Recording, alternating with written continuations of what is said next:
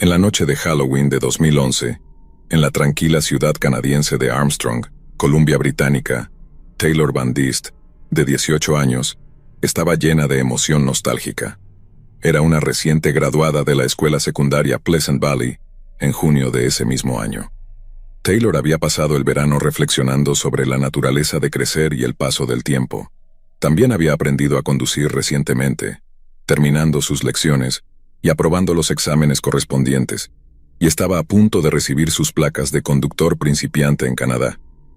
Por lo tanto, podemos entender por qué podría sentirse abrumada por las ansiedades de convertirse oficialmente en adulta, algo que todos contemplamos en algún momento de nuestra juventud.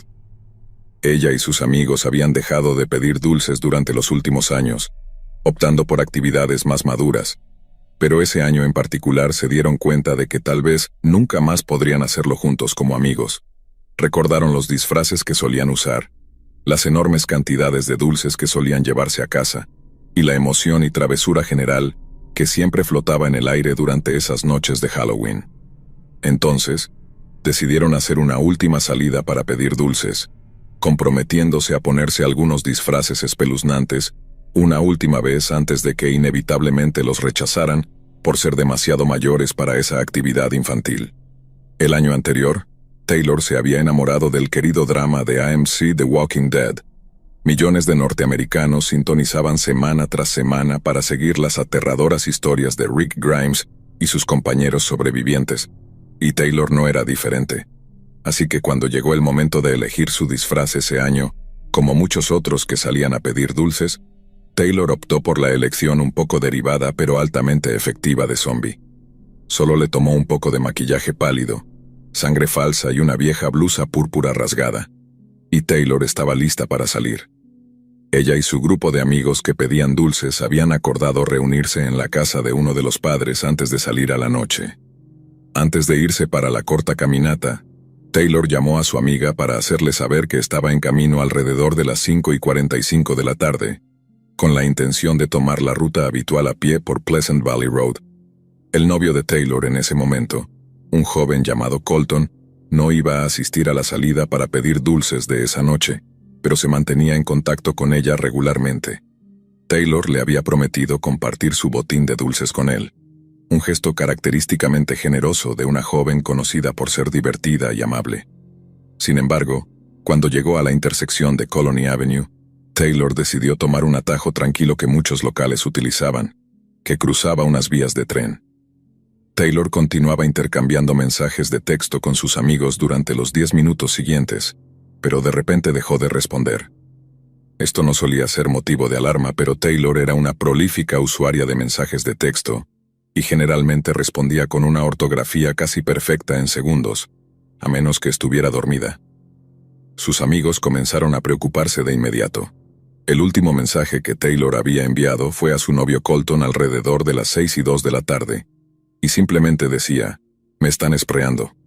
Pero había escrito mal la palabra «espreando», con 2 R's y solo una E en el medio, como si fuera un mensaje apresurado de alguien que estaba muy asustada. Solo había una corta distancia entre las dos casas, un recorrido que debería haber sido rápido y sin complicaciones. Pero cuando Taylor no llegó y Colton compartió el aterrador último mensaje con ellos, sus amigos temieron lo peor. Quizás fue la naturaleza siniestra de la fecha en cuestión, tal vez fue una percepción extrasensorial de que algo andaba mal. Sin embargo, los amigos de Taylor dieron la alarma y comenzaron a buscarla inmediatamente en la ruta entre sus casas para cualquier señal de ella. Alrededor de 2 horas después, mientras buscaban cerca de las vías del tren que corrían cerca de sus casas, los amigos de Taylor encontraron un teléfono celular tirado en la tierra. Preguntándose quién podría haber perdido un artículo tan caro, lo recogieron y lo examinaron. Era de Taylor.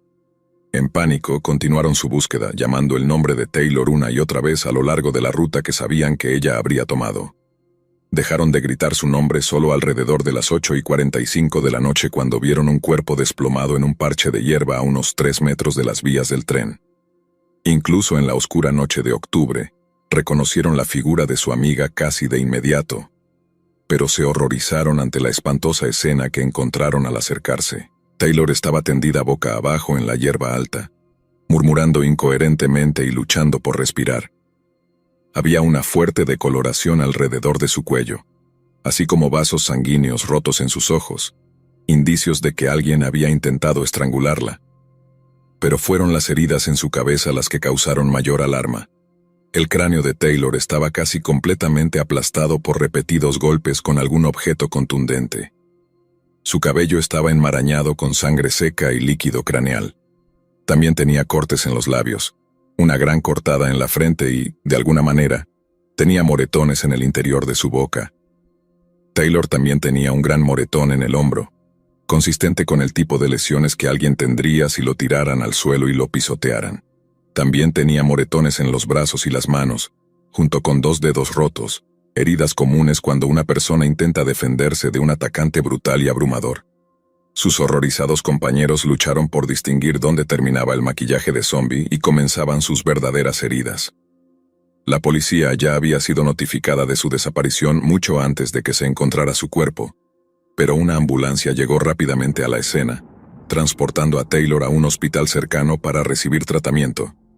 La madre de Taylor, Marie, la acompañó en la ambulancia, repitiéndole a su hija ensangrentada una y otra vez: «Lucha, vas a lograrlo, Taylor, sobrevive». Los paramédicos lograron estabilizar su condición mientras iban al Hospital Jubileo, a 20 minutos al sur de la ciudad de Vernon. Allí, el doctor Michael Concannon luchó por salvar su vida, pero descubrió que sus pupilas estaban dilatadas e inactivas, un síntoma común de una lesión cerebral masiva. Un escáner CAT posterior confirmó que la situación no se veía bien para la joven Taylor. Taylor fue conectada a un respirador artificial con la esperanza de que les comprara más tiempo a los médicos para salvar su vida, pero para la mañana siguiente, sus valientes esfuerzos resultaron ser en vano. Taylor murió como resultado de una hemorragia debida al trauma masivo por objeto contundente que había sufrido en el violento ataque del que había sido víctima. Una posterior investigación forense encontró que las uñas de Taylor tenían piel y tejidos sanguíneos atrapados debajo, evidencia de que había hecho un valiente intento de defenderse de su atacante. Aunque había fallecido a causa de las terribles heridas que había sufrido, los intentos que había hecho por salvar su propia vida, arañando y desgarrando la carne de su agresor, estaban a punto de contribuir para llevarlo ante la justicia. Junto con la sustancia atrapada bajo sus uñas, una enfermera forense entrenada recortó y embolsó sus uñas como evidencia.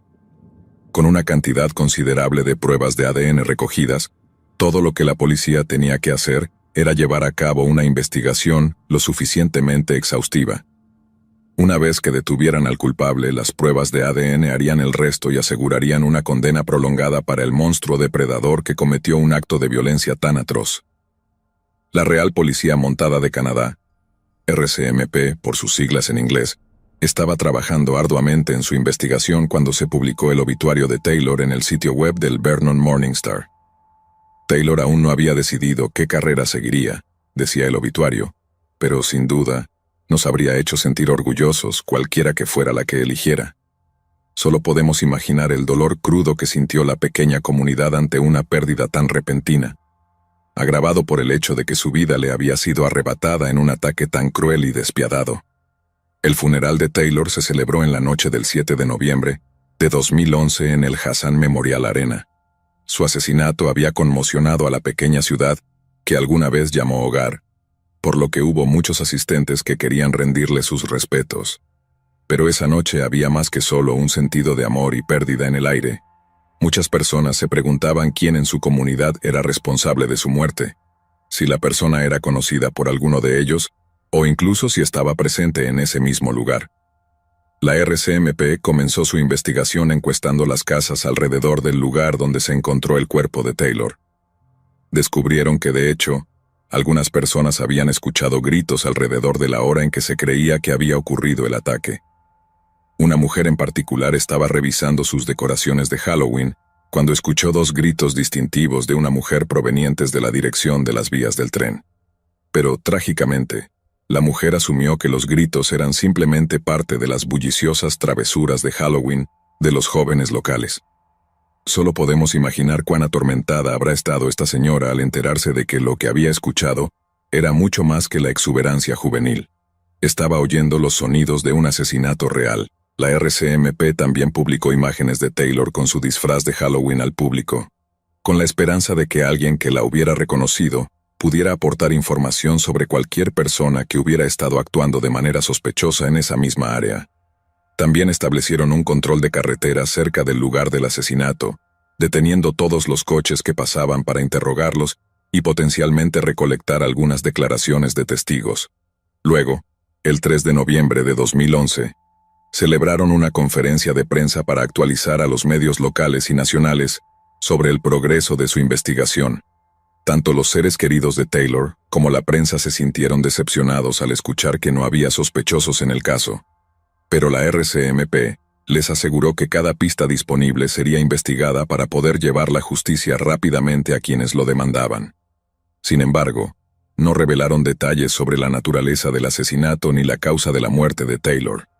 La razón era que solo un puñado de personas conocían esa información, una de las cuales era la persona responsable de la muerte de Taylor.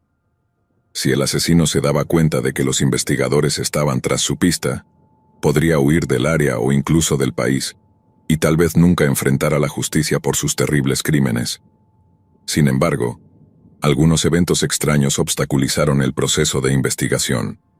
La policía canadiense recibió una carta cuyo autor afirmaba ser el asesino de Taylor, pero no había mucho en el contenido de la carta que indicara que tuviera algún conocimiento íntimo sobre los detalles del crimen, por lo que fue descartada como una broma. Es un absoluto misterio por qué alguien querría reclamar la responsabilidad de un asesinato tan brutal, y la única explicación es que existen personas realmente enfermas y perturbadas en el mundo. Lo más inquietante es que este tipo de cosas suceden mucho más de lo que quisiéramos creer. En la última semana de noviembre de 2011, se llevó a cabo otra conferencia de prensa de la RCMP en la que se reveló información impactante. Se anunció que, gracias al ADN recogido de debajo de las uñas de Taylor, se había creado un perfil genético de la persona que se creía responsable de su muerte. La policía confirmó que el agresor era un hombre, y que su ADN coincidía con el de una investigación anterior sobre un asalto no resuelto contra una trabajadora de un salón de masajes en la misma área geográfica, que tuvo lugar alrededor de 2005. El ADN almacenado de este hombre no tenía un nombre adjunto, por lo que su identidad seguía siendo un misterio, pero independientemente, empezaba a surgir un patrón: la imagen de un depredador que atacaba a mujeres solas para obtener gratificación indecente. Dado el tipo de crímenes cometidos, era probable que hubiera docenas de incidentes no denunciados, relacionados con el comportamiento imprudente y depredador de este hombre. Sin embargo, hubo un avance que fue bien recibido por los amigos y la familia de Taylor. Gracias a las declaraciones de testigos tomadas después del asalto de 2005, la policía ahora tenía una descripción física aproximada del delincuente, y se pidió a un artista que dibujara un retrato compuesto basado en esta información. Al parecer, se trataba de un hombre caucásico con un tono de piel ligeramente más oscuro que la mayoría de los canadienses, aproximadamente de 19 a 20 años de edad en 2005, lo que obviamente lo situaría entre los 25 y 26 años en el momento del asesinato de Taylor. Tenía ojos oscuros, probablemente marrones, cabello corto oscuro y cejas gruesas, con una altura estimada de entre 1,67 y 1,75 metros. También se decía que tenía una constitución robusta, pero aparentemente no era atlético ni musculoso. Se creía que era nativo de la zona, con un conocimiento íntimo del área circundante, lo que le permitió escapar rápidamente una vez que se dio cuenta de que Taylor no era el objetivo fácil que había esperado. La policía también publicó un breve perfil psicológico, sospechando que el individuo tenía un temperamento explosivo y era altamente inestable emocionalmente. Después de todo, había arrojado esencialmente un ataque de ira cuando no pudo obtener lo que quería, uno que se manifestó de manera increíblemente violenta. Como no podía tener a Taylor, nadie más lo haría. A la luz de esto, la policía apeló al público en general para que proporcionara cualquier información sobre alguien que hubiera experimentado conflictos o presiones emocionales en los días previos a Halloween, incluidos problemas financieros o dificultades en una relación amorosa. También pidieron a cualquiera que hubiera notado que un amigo, pariente o vecino aparecía con arañazos visibles en la cara, cuello o brazos que se presentara por razones obvias, o que aportaran información sobre alguien que hubiera abandonado repentinamente el área de Armstrong en los días posteriores al ataque. Después de la conferencia de prensa, llegaron más de 1.300 llamadas de individuos que afirmaban tener información pertinente. Dado que la población del área que rodea a Armstrong es de aproximadamente 10.000 personas, ese es un porcentaje enorme de personas que se presentaron para intentar ayudar con la investigación, lo que habla del impacto que el asesinato tuvo en una comunidad tan unida. Y hablando del impacto, había un sentido generalizado de miedo en Armstrong, dado que el asesino seguía básicamente libre en una comunidad que pasaba mucho tiempo caminando de un lugar a otro. El tráfico a pie disminuyó a casi nada, y quienes caminaban lo hacían en grupos. Era evidente que el asesinato de Taylor no era la primera vez que su asesino había actuado, y era más que probable que solo fuera cuestión de tiempo antes de que volviera a hacerlo.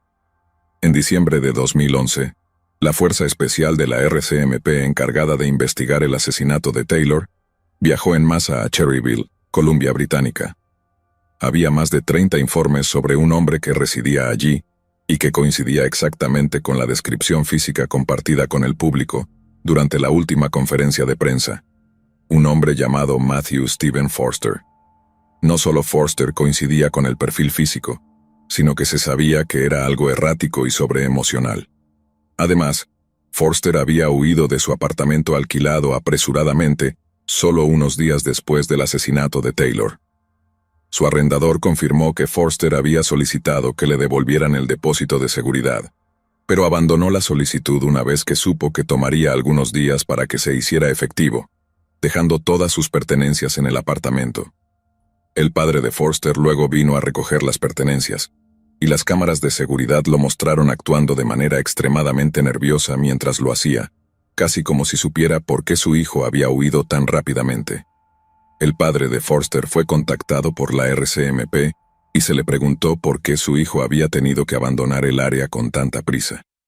Respondió que su hijo había conseguido un trabajo bien pagado en un campo petrolero en el norte del país, pero que había tenido que irse rápidamente, ya que la oferta de trabajo había sido a muy corto plazo. Sin embargo, la palabra del padre de Forster no fue tomada como un hecho por la policía, ya que él mismo tenía un historial criminal que se remontaba a 1969, cuando fue arrestado por robar un automóvil. También tenía otras condenas por posesión de sustancias controladas, así como por fugarse bajo custodia. Como era de esperar, Matthew Forster se convirtió en el principal sospechoso del asesinato de Taylor Bandist. No solo su coartada parecía poco sólida, sino que otras pruebas pronto salieron a la luz que lo hacían definitivamente digno de ser investigado. Se emitió una orden judicial para acceder a los registros telefónicos de Forster desde Halloween, y la compañía de telecomunicaciones proporcionó la información relevante a la policía. No fue una sorpresa que los registros de las torres de telefonía móvil mostraran que él, de hecho, estaba en el área de Pleasant Valley Road la noche del asesinato. Aunque no tenemos idea de cómo la RCMP logró obtener el material genético de Forster, el análisis mostró que coincidía exactamente con el ADN encontrado bajo las uñas de Taylor, así como con el ADN recogido durante el asalto de 2005. Tenían a su hombre, pero ¿dónde exactamente se estaba escondiendo? La clave de eso era su padre. El padre de Forster ocultaba algo. Eso era dolorosamente obvio para los investigadores de la RCMP, pero nunca podrían haber imaginado cuán involucrado estaba en el intento de su hijo por evadir la justicia.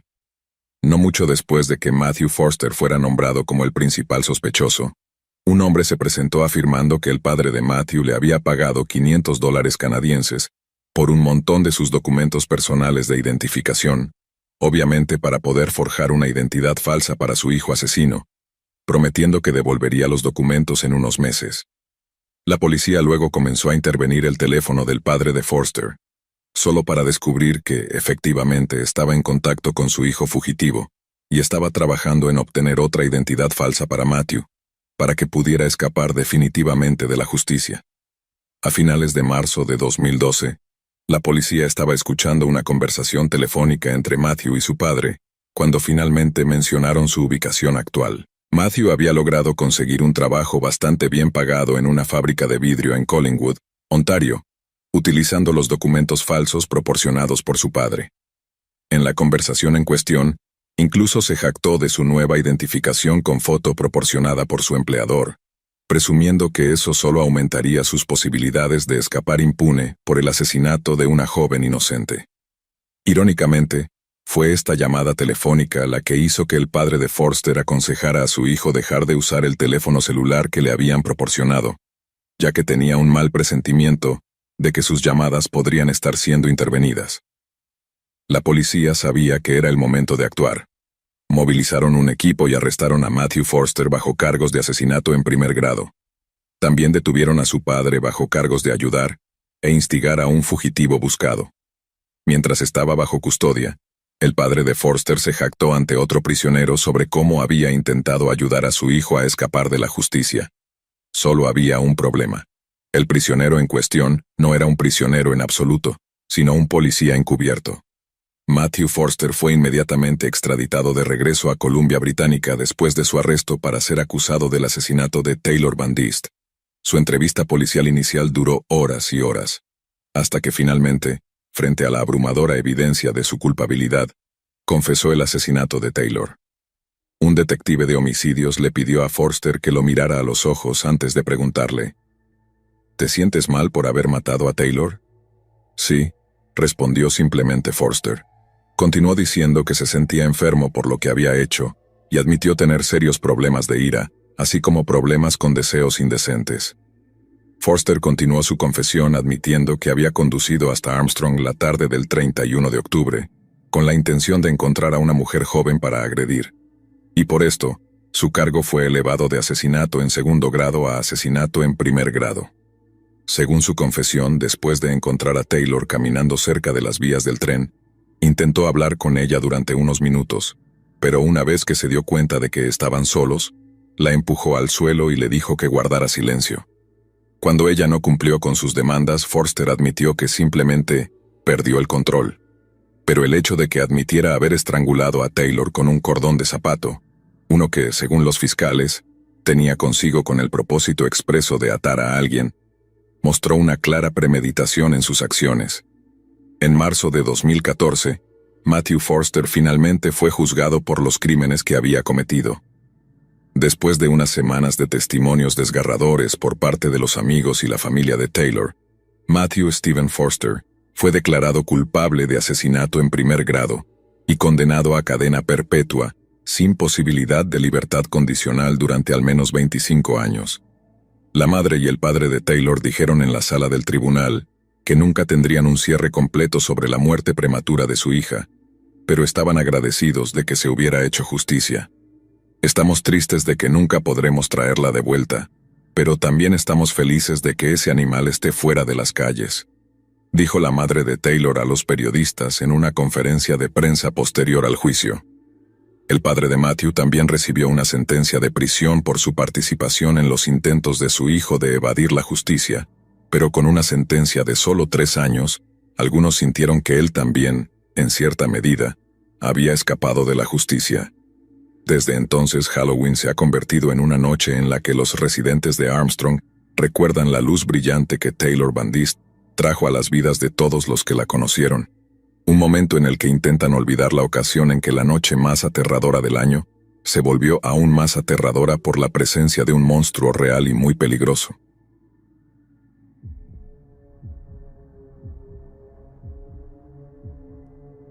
En la mañana de Halloween de 1981, la hermana Thedea Benz dormía en su dormitorio en el convento de San Francisco en Amarillo, Texas.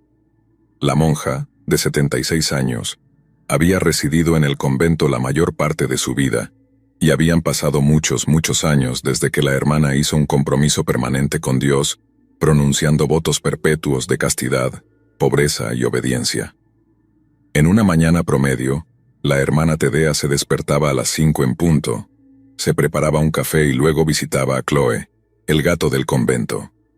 A las 6:30, caminaba hacia la capilla del lugar para asistir a la oración matutina según la liturgia de las horas, una de las oraciones favoritas de la hermana Thedea.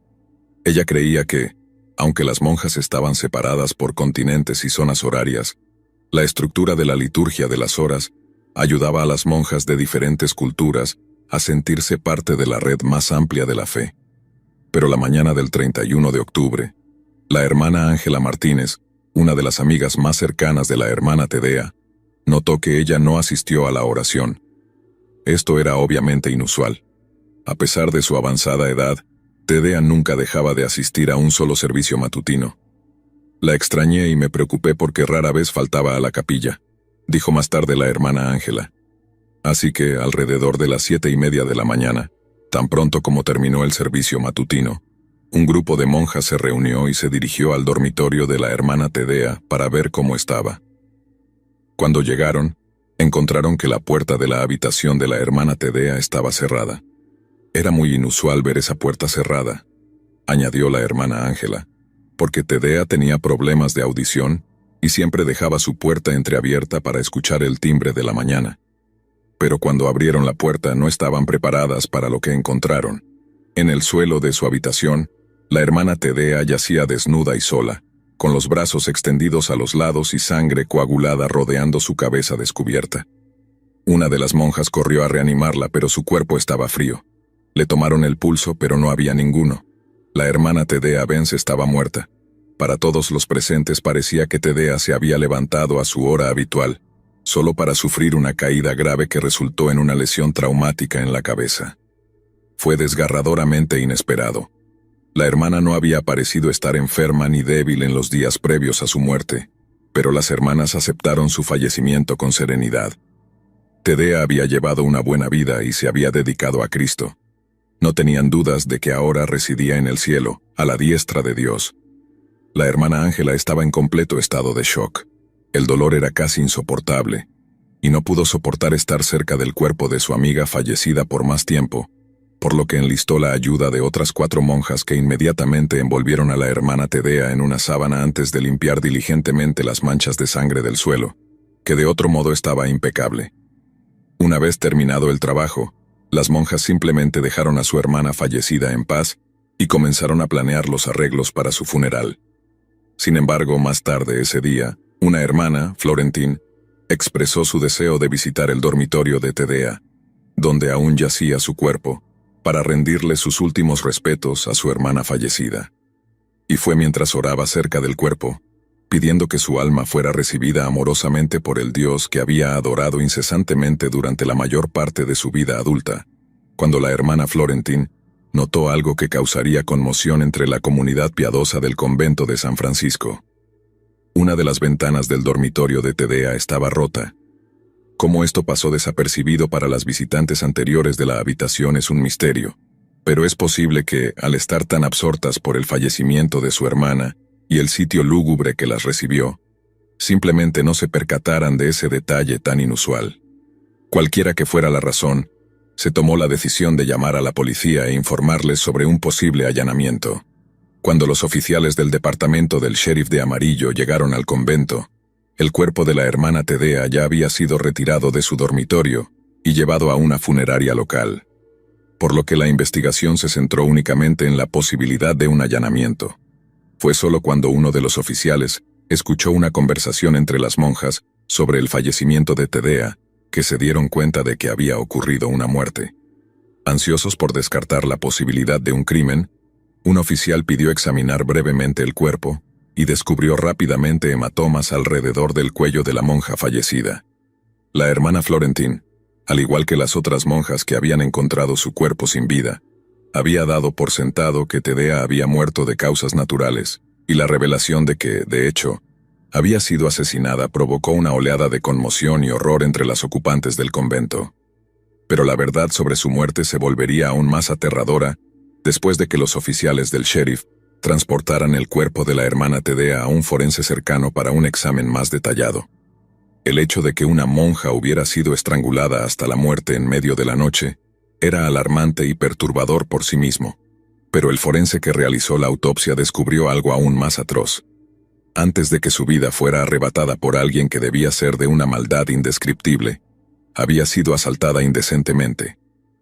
El dormitorio de la hermana Tedea fue oficialmente declarado escena del crimen, y los investigadores forenses fueron llamados para recoger pruebas.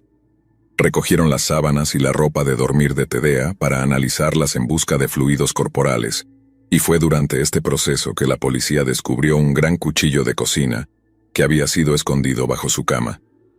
Este había sido utilizado para cortar la malla de su ventana, pero se confirmó que la causa de la muerte no fueron heridas de arma blanca ni pérdida de sangre, sino asfixia por estrangulamiento manual. La policía pudo levantar huellas dactilares del mango del cuchillo, así como del cabecero de la cama, que aparentemente había sido utilizado por el asesino para apoyarse mientras asaltaba a la monja de 76 años mientras dormía. Cuando los oficiales se dispusieron a interrogar a los vecinos del convento, descubrieron que uno o dos de los residentes que habían estado despiertos en las primeras horas de la madrugada del 31 de octubre habían visto a un joven corriendo lejos del convento. Los informes de que el asesino era relativamente joven se corroboraron cuando el análisis de huellas dactilares arrojó una coincidencia. Un chico de 17 años llamado Johnny Frank Garrett, que ya era conocido por el departamento del sheriff de Amarillo, dado que había sido sospechoso previamente en un caso de robo. Garrett negó todos los cargos al principio, pero la evidencia en su contra era casi abrumadora. Fue reunida por una unidad que combinaba a oficiales de los condados de Potter y Randall, así como la policía de Amarillo. Fue la primera investigación cooperativa entre agencias de aplicación de la ley en la historia de Amarillo, y llevó a la creación de una unidad especial de crímenes emblemática. Se descubrió que las huellas dactilares de Garrett coincidían con las encontradas en la escena del crimen. El sargento de policía de Amarillo, Claude Stevens, testificó que las huellas dactilares encontradas en la habitación de la monja asesinada no podrían haber sido hechas por ninguna otra persona que no fuera Garrett. Los cabellos tomados de las sábanas de la hermana Thedea tenían las mismas características individuales que los de Garrett. No solo eso, sino que el cuchillo de cocina encontrado bajo la cama de la monja era del mismo fabricante, diseño y modelo que otro cuchillo de cocina, recuperado en la dirección de Garrett. Sin embargo, Garrett contrarrestó diciendo que no había estado en el convento en las primeras horas de Halloween, sino que había entrado unos días antes con la intención de robar objetos de valor. Le dijo a la policía que había entrado al convento, no por la ventana del dormitorio de Thedea, sino por la puerta principal alrededor del mediodía. Su ruta lo llevó desde la sala de medicamentos hasta la cafetería, donde afirmó haber tomado el cuchillo. Garrett luego afirmó que se coló en varias habitaciones, una de las cuales era la de la hermana Thedea, donde la encontró durmiendo. Dijo que sus huellas dactilares en el cabecero de la cama podían explicarse por el hecho de que lo usó para apoyarse mientras alcanzaba una cruz que estaba montada en la pared. Después de tomar la cruz, escuchó un ruido en el convento y simplemente huyó, buscando refugio en la casa de su madre alrededor de las 10 de la noche del 30 de octubre, donde insistió que había permanecido hasta la mañana siguiente. En el juicio de Garrett por el asesinato de la hermana Thedea, una de las otras monjas que residía en el convento de San Francisco, testificó que su historia era imposible. La hermana Bernice Snogler afirmó que no había manera de que Garrett hubiera podido entrar al convento por la puerta principal, ya que siempre estaba cerrada con llave, y solo se abría para los visitantes programados. No solo eso, sino que dado que el mediodía era uno de los momentos más ocupados del día en la cafetería, era absolutamente imposible que Garrett hubiera entrado sin ser visto, y mucho menos haber robado un cuchillo sin ser detectado. También añadió que la afirmación de Garrett de que había doblado un cuchillo al forzar un cajón cerrado era completamente absurda. Entró en un convento, un lugar donde el robo se considera un grave pecado, por lo que no había necesidad de que ninguna monja cerrara con llave sus pertenencias, ni tenían nada que ocultarse entre ellas, dijo la hermana Bernice. La hermana Bernice también añadió que la sugerencia de que la hermana Thedea poseía algún tipo de cruz dorada valiosa era totalmente ridícula. Había hecho un voto de pobreza, una parte esencial de convertirse en esposa de Cristo, y había renunciado activamente a esos adornos sin sentido en favor de la verdadera riqueza, el amor de Dios. El fiscal estatal también llamó a varios testigos que vivían en el mismo vecindario que la madre de Garrett, uno de los cuales dijo que había visto a Garrett rondando la propiedad de un vecino anciano durante unas horas antes del momento en que la hermana Thedea fue asesinada. Otro vecino testificó que había visto a Garrett en su propia propiedad alrededor de las 11 de la noche del 30 de octubre, nuevamente solo unas horas antes de que la vida de Thedea fuera violentamente apagada. Un vistazo a la historia personal de Garrett proporciona muchas pistas sobre por qué podría cometer un acto de tal maldad. Uno de los psicólogos que lo entrevistó antes de su juicio confirmó que tenía un deterioro mental severo, describiéndolo como crónicamente psicótico y con uno de los historiales más virulentos de abuso y negligencia que había encontrado en 28 años de práctica. Cuando era solo un niño, Garrett fue repetidamente agredido por su padrastro, quien también lo prestaba a otros abusadores de niños para su gratificación. Desde los 14 años en adelante, fue obligado a realizar actos extraños e incluso a participar en la grabación de ciertas películas, en las que actuaba con hombres mucho mayores. A los 10 años de edad, fue introducido a las drogas y el alcohol por miembros de su propia familia, y posteriormente desarrolló graves problemas de abuso de sustancias que culminaron en el uso intensivo de sustancias que dañan el cerebro, como diluyentes de pintura y anfetaminas. Garrett también fue abusado físicamente de forma regular, y en una ocasión fue levantado y sentado sobre la hornilla de una estufa, lo que resultó en horribles cicatrices permanentes en su trasero y muslos.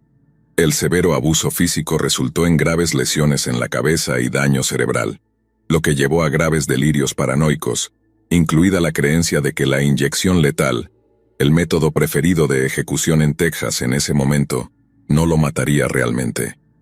A pesar de tal perfil psicológico, esa información no fue compartida con el jurado en su juicio, al que solo se le presentó la evidencia física relevante y los testimonios de los testigos. El juicio de Garrett terminó en septiembre de 1982, cuando un jurado lo declaró culpable de asesinato en primer grado, y el juez no tuvo dificultad en sentenciarlo a muerte. Durante los siguientes 10 años de su vida, Garrett fue recluido en la unidad Ellis, al norte de Huntsville, Texas, que en ese momento albergaba a los hombres condenados a muerte en el estado de Texas. Llevó una existencia miserable, retratado como un monstruo absoluto por los medios, a pesar de su insistencia en que era inocente del crimen del que fue condenado. La fecha de su ejecución se fijó para el 6 de enero de 1992, pero justo antes de que estuviera programado para recibir la inyección letal, se produjo una intervención inesperada que causó algo de frenesí mediático en todo el mundo. Un llamamiento para la clemencia vino nada menos que del jefe de la Iglesia Católica, el Papa Juan Pablo II. El Papa contactó a la gobernadora de Texas en ese momento, una mujer llamada Ann Richards, con un argumento profundamente convincente en favor de la misericordia. En su opinión, no solo era en el interés de la Iglesia Católica perdonar a Garrett por sus crímenes, sino que también era contrario a las enseñanzas de Cristo, quitar la vida a cualquier persona, especialmente como una forma de venganza por un crimen, ya que la ira es uno de los pecados capitales. El Papa también argumentó que había una cantidad considerable de información que salía a la luz, lo que sugería que Garrett era en realidad inocente del crimen del que se le acusaba, y que sus súplicas no eran solo las de un hombre culpable temeroso de su propia muerte. A la luz de la llamada que recibió, así como de una campaña de cartas iniciada por católicos de todo el mundo, la gobernadora Richards cedió y concedió a Garrett un aplazamiento temporal. Después del aplazamiento de la gobernadora Richards, la Junta de Indultos y Libertad Condicional de Texas convocó una audiencia para decidir si Garrett debía recibir una conmutación de su pena a cadena perpetua en lugar de la muerte. Los 17 miembros de la Junta realizaron una simple votación. Cuando se contaron los votos, se descubrió que ni uno solo de ellos había optado por conmutar la sentencia de Garrett. Los 17 creían que era culpable y debía ser ejecutado por el asesinato de la hermana T.D.A. Y así, como resultado de la fallida votación por la misericordia, Johnny Frank Garrett finalmente fue ejecutado por inyección letal el 11 de febrero de 1992, a la edad de 28 años. Fuentes de noticias locales y nacionales descubrieron que su última petición de comida fue helado, nada más, y que había rechazado hacer una declaración final formal sobre el asesinato o su supuesta inocencia. Sin embargo, APB News afirmó tener una fuente que estaba presente dentro de la cámara de ejecución cuando Garrett fue llevado. Esta fuente insistió en que espontáneamente había dicho: «Me gustaría agradecer a mi familia por amarme y cuidarme. El resto del mundo puede besarme». El asalto indecente y asesinato de una mujer de Dios es quizás uno de los crímenes más obscenos y perturbadores que podemos encontrar. Pero lo más inquietante del caso de Johnny Frank Garrett es que podría haber sido inocente del crimen. A pesar de la abrumadora evidencia en su contra, 22 años después de que los jurados lo condenaran, y 12 años después de que Garrett fuera ejecutado por el asesinato, un abogado de amarillo intentó probar su inocencia. Ninguna mente razonable podría creer lo contrario, dijo Jesse Quackenbush. La evidencia vieja y recién descubierta de la inocencia de Johnny Frank Garrett es tan convincente que hará que incluso los defensores más sedientos de sangre de la pena de muerte sacudan la cabeza con dudas. Quackenbush señaló en una carta a la Junta de Indultos y Libertad Condicional de Texas que había vínculos entre el asesinato de la hermana Tedea y el de Narnie Box Bryson, de 77 años, quien fue asesinada solo 3 meses antes que la hermana Tedea, en la misma parte de la ciudad y de manera muy similar. Las similitudes eran tan sorprendentes que el fiscal de distrito en ese momento estaba convencido de que el mismo hombre había matado a ambas mujeres, un hombre llamado Leoncio Pérez Rueda.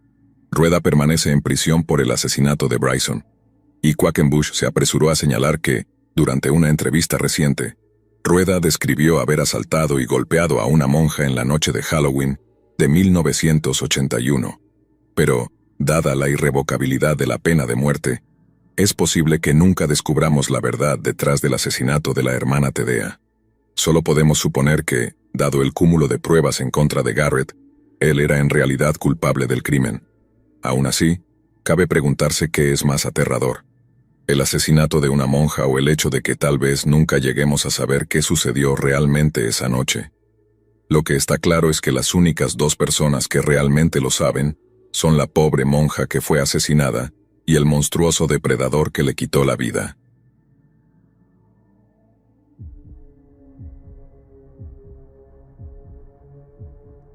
Teresa Lynn Venegas nació el 9 de agosto de 1990. Vivía en Dickinson, Texas, y tenía una gran y amorosa familia que incluía a sus padres, 2 hermanas, un hermano, abuelos y un perro llamado Tinkerbell. Según sus hermanas, les encantaba peinarse y hacerse las uñas mutuamente. Todas esas cosas femeninas que uno esperaría de un trío de hermanas muy unidas. Ambas hermanas dijeron que sentían bastante envidia por su largo cabello ondulado, pero aún así, disfrutaban mucho peinándolo y haciéndola ver lo más bonita posible. Teresa también era muy cercana a su abuela Betty, quien veía su casa como una especie de santuario, un lugar al que Teresa podía escapar cuando la vida en su propio hogar ocupado se volvía demasiado agitada. El Halloween de 2006 comenzó como cualquier otro para Teresa, un típico martes en el que iría a la cercana Dickinson High School para sus clases y estudios, antes de dirigirse a la casa de una amiga después de la escuela para pasar el rato y ver películas de terror. Era una buena estudiante y una joven extrovertida, por lo que no era inusual que se fuera directamente a casa de su amiga después de la escuela antes de regresar a casa bastante tarde. Pero esa noche, Teresa planeaba encontrarse con un chico 3 años mayor que ella, un joven de 19 años. Simplemente le dijo a sus padres que iba a visitar a una amiga como pretexto para encontrarse con este chico misterioso. Al parecer, Teresa lo conoció a través de un sitio web llamado dopehouserecords.com, unos 3 meses antes de la reunión, y una investigación posterior mostró que él había viajado desde Abilene, Texas, un trayecto de 6 horas desde Dickinson. Teresa obviamente esperaba un romance, pero lo único que encontró fue la muerte. Su cuerpo fue descubierto en una tumba poco profunda por un motociclista el viernes 3 de noviembre, a solo unos pocos cientos de metros de su escuela secundaria. Según las investigaciones sobre sus registros telefónicos, Teresa supuestamente lo había conocido a través del sitio dopehouserecords.com, unos 3 meses antes de la reunión, y una investigación posterior mostró que él había viajado desde Abilene, Texas, a unas 8 horas de distancia de Dickinson. Teresa obviamente esperaba un romance, pero lo único que encontró fue la muerte. Su cuerpo fue descubierto en una tumba poco profunda por un motociclista el viernes 3 de noviembre, a solo unos pocos cientos de metros de su escuela secundaria. Según las investigaciones sobre sus registros telefónicos, Teresa supuestamente llamó al chico alrededor de las 10 de la noche de esa noche, diciéndole que estaba teniendo problemas para encontrar transporte para llegar a su casa. No hay información sobre cuánto duró esa llamada, pero un registro de sus mensajes de texto reveló que le dijo que iba a intentar encontrar un mapa en una tienda de conveniencia. Sin embargo, la policía localizó e interrogó al chico en cuestión después de nombrarlo como el principal sospechoso de su asesinato. Él negó que Teresa hubiera estado en la casa de sus padres con él, y un examen forense descubrió que lo más probable es que estuviera diciendo la verdad, ya que no se encontró ni un solo rastro de ADN de Teresa en la casa. La policía luego encontró múltiples testigos que afirmaron que Teresa, de hecho, asistió a una fiesta de Halloween en una casa en California Avenue, específicamente alrededor de las 11 de la noche. Sin embargo, hay un registro que indica que otro testigo la vio en una fiesta diferente en Bramble Lane, quizás tan tarde como a las 12:30 de la noche. Esto es completamente factible, dado que las dos direcciones están a solo 1,5 kilómetros de distancia entre sí, con la Dickinson High School, donde se encontró su cuerpo casi en el medio de ambas. Por lo tanto, a pesar de los avistamientos contradictorios, es posible que Teresa pudiera haber estado en ambas fiestas esa noche. Sin embargo, lo que unifica los diferentes testimonios es que Teresa fue vista hablando con un hombre mayor en ambas fiestas. No está claro quién era esta persona o si era, de hecho, la misma persona presente en ambas fiestas. Lo que sí está claro es que Teresa no regresó a casa esa noche. A la mañana siguiente, al encontrar su habitación vacía, los preocupados padres de Teresa la reportaron como desaparecida. En una entrevista con estaciones de noticias locales, su abuela dijo que asumió que Teresa aún estaba con sus amigos, y que no era inusual que desapareciera un par de días para pasar el rato con ellos. Esto evitó una alarma inicial por un corto tiempo, pero una vez que su cuerpo fue encontrado en una zanja de drenaje en un campo de práctica no utilizado del equipo de fútbol de la escuela secundaria, su familia y amigos quedaron devastados. A pesar de no revelar muchos detalles sobre la muerte de Teresa, la policía dejó claro que se sospechaba de un crimen. Posteriormente se supo que había sido golpeada brutalmente y que de alguna manera había recibido cortes en las manos. Cuando llegó el momento de su funeral, fue un funeral con ataúd cerrado. Esto podría deberse a los daños causados por el agua que su cuerpo soportó al ser arrojado a una zanja de drenaje, pero también es posible que sus heridas fueran tan horribles que simplemente no era factible mostrar su cuerpo al público. Sin embargo, otras fuentes afirman que el cuerpo de Teresa tenía algunas de las peores señales de estrangulamiento que habían visto, y cuando se encontró su cuerpo, un cinturón aún estaba atado fuertemente alrededor de su cuello. Otra fuente reveló que casi todo el cabello de Teresa había sido cortado, lo que implica algún tipo de motivo personal en el crimen, o al menos alguien lo suficientemente psicópata como para llevarse su cabello como un tipo de trofeo, y que estaba desnuda de la cintura para abajo. En los días posteriores al descubrimiento de su cadáver, y en respuesta a una apelación de la policía local para que cualquier testigo se presentara, varias personas informaron haber visto a un hombre caucásico con cabello largo y oscuro alrededor de la escuela secundaria la noche de Halloween. La policía también encontró sus gafas y un broche de pelo perteneciente a Teresa no muy lejos de la zanja de drenaje, concluyendo que había sido asesinada en esa misma área después de algún tipo de lucha. El estado de su cuerpo definitivamente coincidía con la teoría de que había sido asesinada donde se encontró su cuerpo, y que el asesino luego huyó de la escena lo más rápido posible. Se recuperó ADN de su cuerpo, que se cree que pertenece al asesino, pero casi exactamente 15 años después, aún no ha sido vinculado a ningún criminal o sospechoso conocido. Más de 45 personas han sido entrevistadas en relación con el caso, pero no se ha acusado a ninguna persona. Exactamente 10 años después de su desaparición, el 1 de noviembre de 2016, el Departamento de Policía de Dickinson publicó en Facebook sobre su asesinato sin resolver.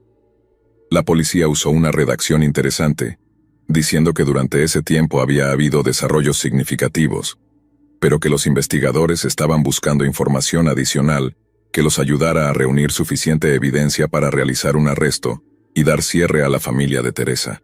Sin embargo, no está claro si esto significa que tenían un nuevo sospechoso y necesitaban más pruebas, o si estaban en el proceso de recopilar evidencia para acusar oficialmente a un individuo que había sido sospechoso por mucho tiempo.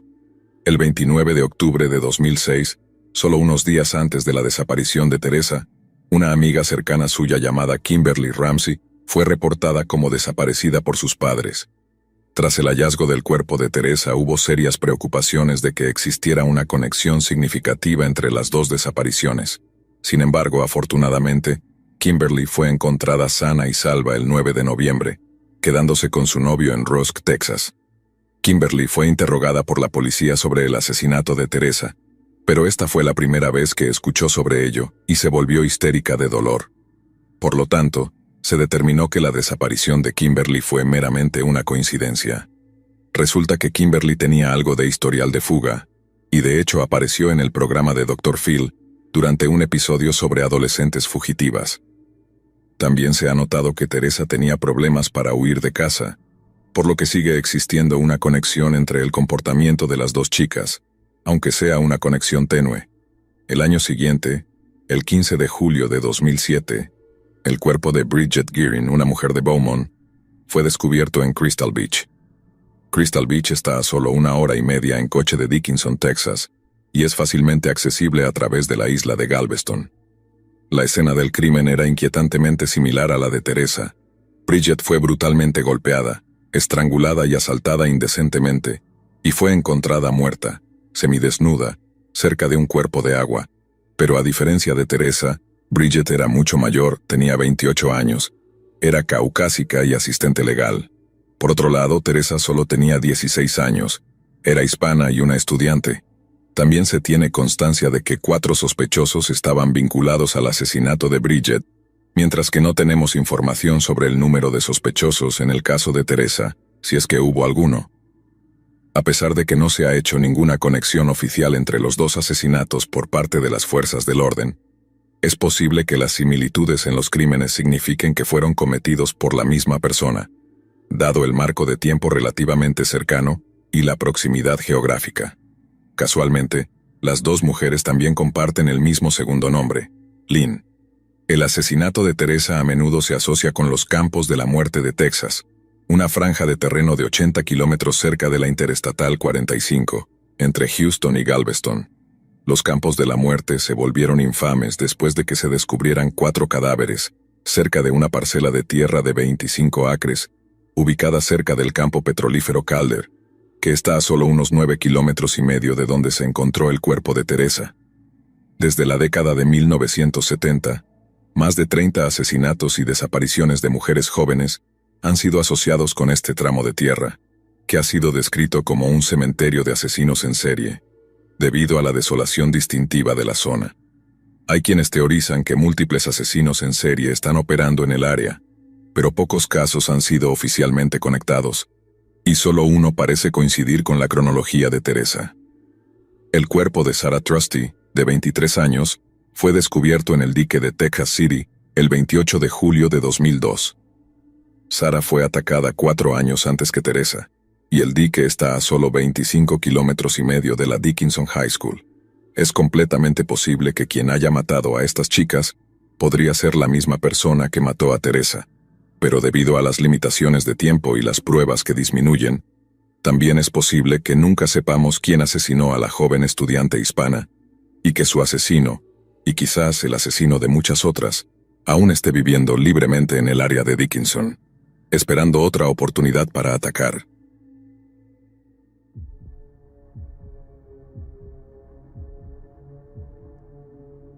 McCamey Manor es, sin duda, la atracción de terror más aterradora y controvertida de los Estados Unidos hoy en día.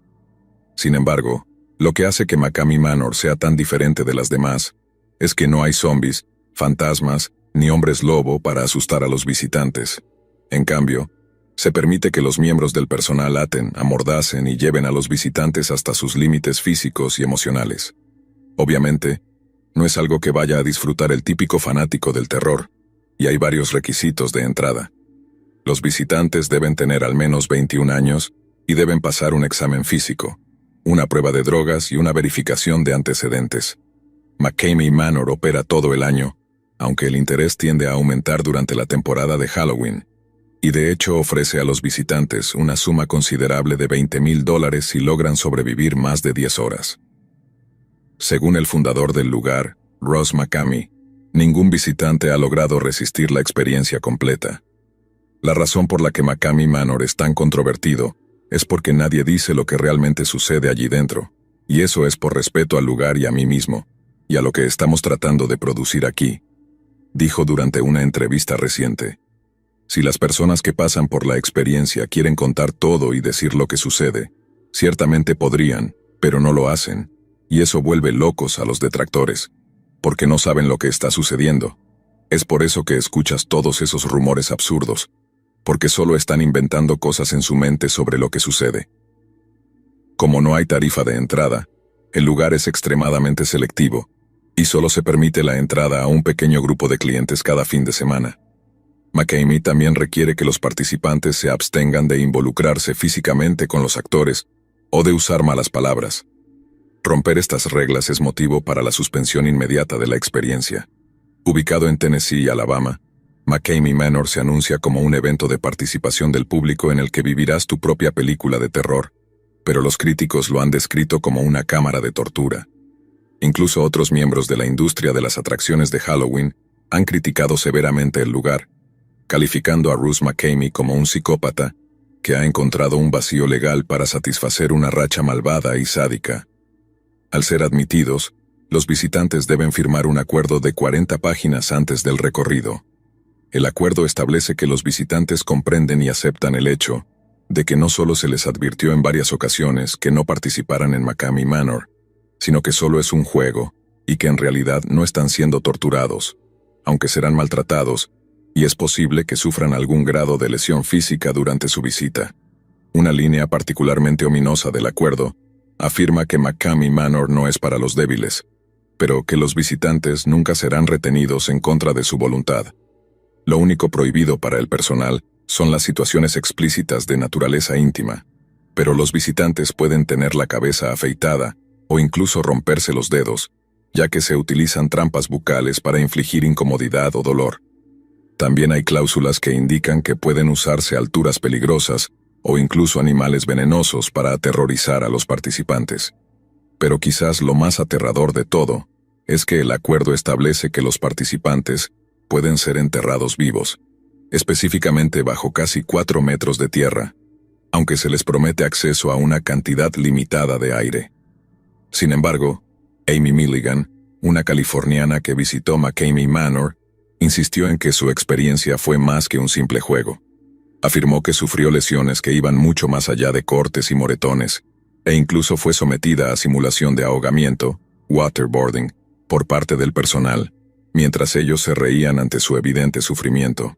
Solo dejó una reseña positiva de su experiencia para que McCamey subiera el metraje de su tiempo allí al canal de YouTube, que ella tenía la intención de usar como evidencia de abuso excesivo.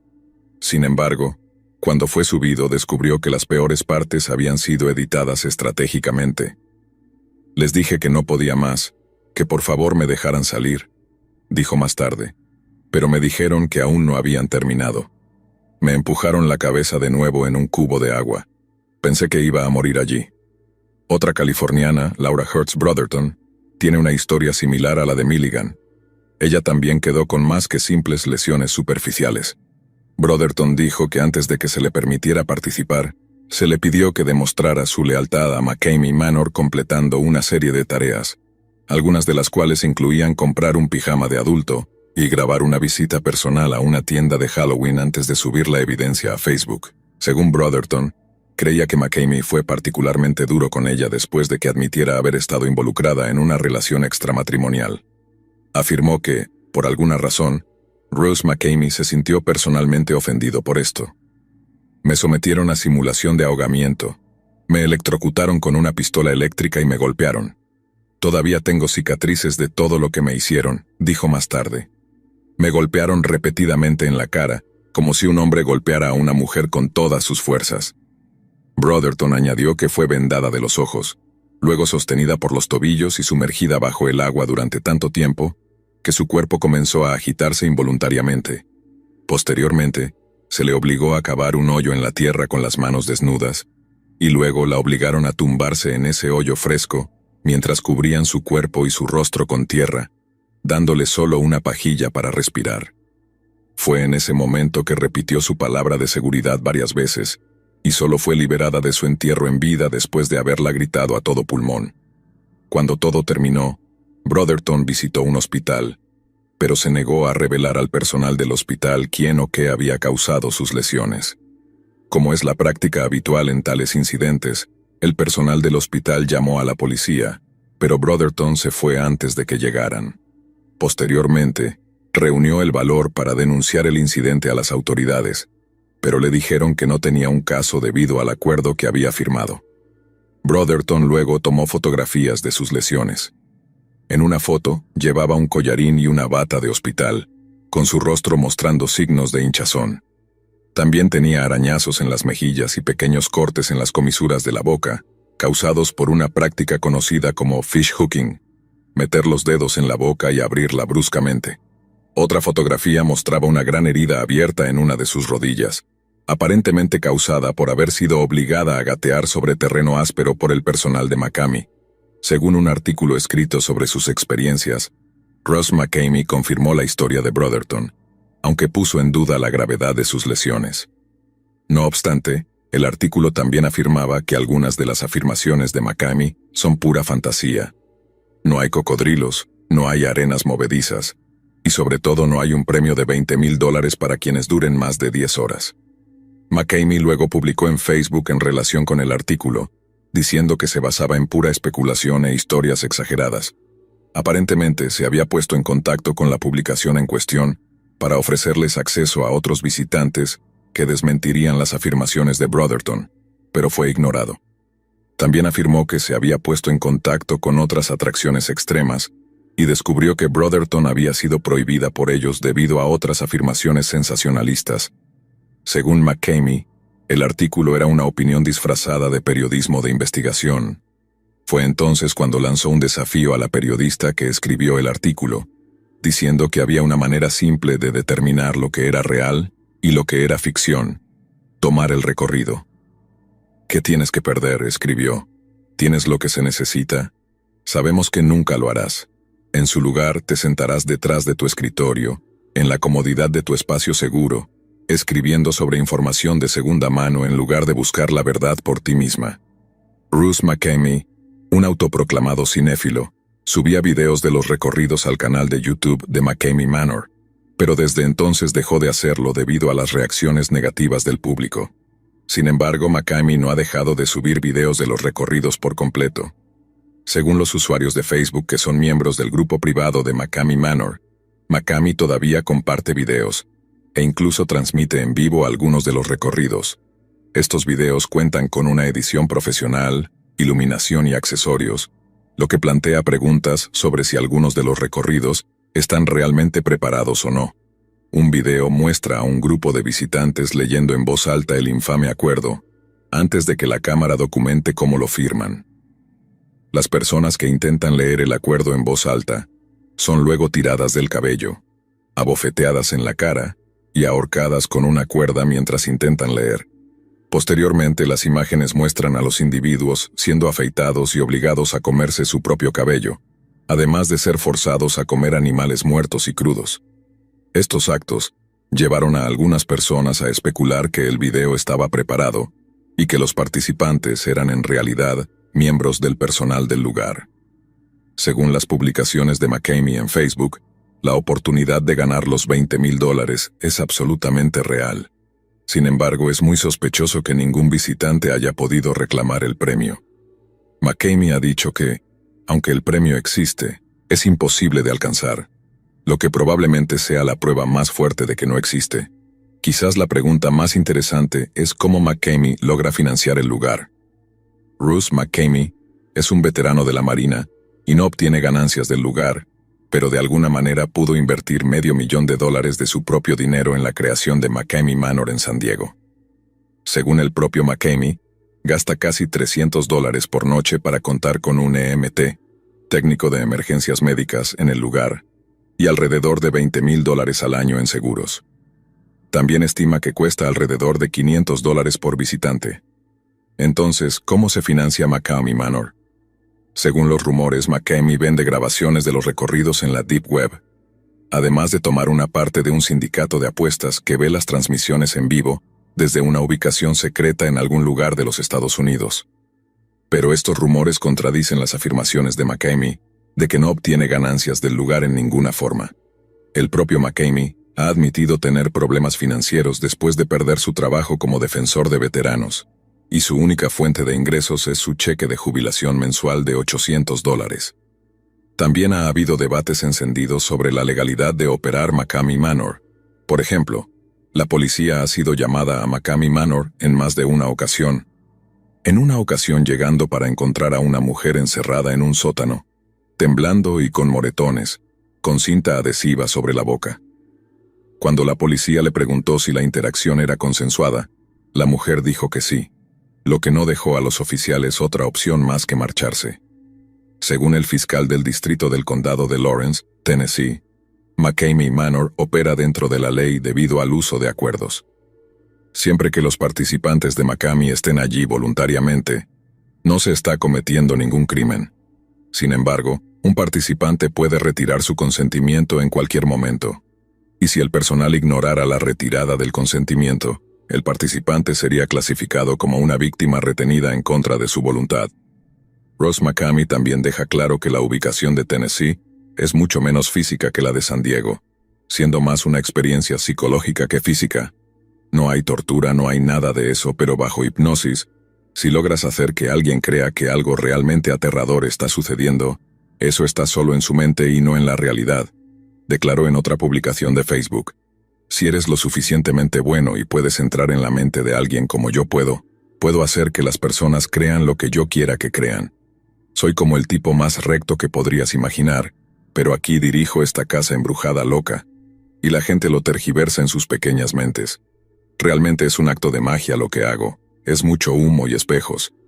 Sin embargo, eso no significa que las personas salgan de McCamey Manor ilesas. McCamey mantiene la posibilidad de que uno pueda salir con cortes, moretones o incluso huesos rotos, como se menciona en el acuerdo. En resumen, McCamey Manor bien podría ser uno de los mayores misterios de toda la industria del entretenimiento, y por lo que parece seguirá siendo así, a pesar de la increíble presión sobre Ross McCamey para cerrar el lugar. La gente me ha enviado amenazas de muerte, incluso han disparado contra mi casa, y no voy a abrirlo al público en general. Me gusta mantenerlo en secreto, dijo. Me gusta el misterio de McCamey Manor. Si vieras todo, sería como cualquier otra casa embrujada. Ese es mi objetivo. Incluso cuando esté muerto y enterrado, asegurarme de que la gente siga hablando de McCamey Manor. Y por eso nadie verá nunca lo que realmente sucede tras esas paredes.